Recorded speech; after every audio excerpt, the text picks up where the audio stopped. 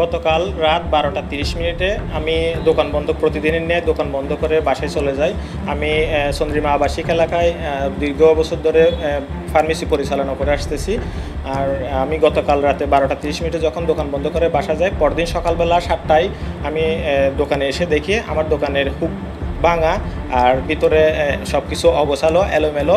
আর আমার দোকানের ক্যাশের মধ্যে পানবাজার হোলসেল মার্কেটে দেওয়ার জন্য 2,83,000 টাকা ছিল। আর হচ্ছে যে মন্দিরের একটা দান বক্স ছিল, ওই মন্দিরের দান বক্সের মধ্যে আমি প্রতিদিন 100 টাকা করে রাখি, ওইখানে 14,000 টাকার মতো ছিল। আর মায়ের একটা গলার চেইন, আর মায়ের এক জোড়া কানের দুল, আমার একটা হাতের ব্রেসলেট, আমার এখানে 1.5 ভরির মতো স্বর্ণ অলংকার ছিল, সব কিছু ওরা লুটপাট করে নিয়ে গেছে। এই বিষয়ে আমরা পরে আমি সিসি ক্যামেরার ফুটেজ চেক করে দেখি 5-6 জন দুর্বৃত্ত ডাকাত দল আমার দোকানে এসে লুটপাট করে নিয়ে যায়। আমি এই বিষয় নিয়ে আমি সিসি ক্যামেরার ফুটেজ দেখে এখনও পর্যন্ত এদেরকে শনাক্ত করতে পারি নাই।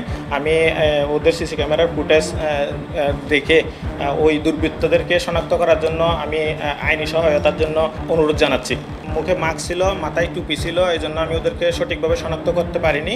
সিসি ক্যামেরার ফুটেজ দেখে আমি কক্সবাজার সদর মডেল থানায় আহ্বান জানাইছি যেন এটা খুব তাড়াতাড়ি ওদেরকে দুর্বৃত্তদেরকে আইনের আওতায় নিয়ে আসে।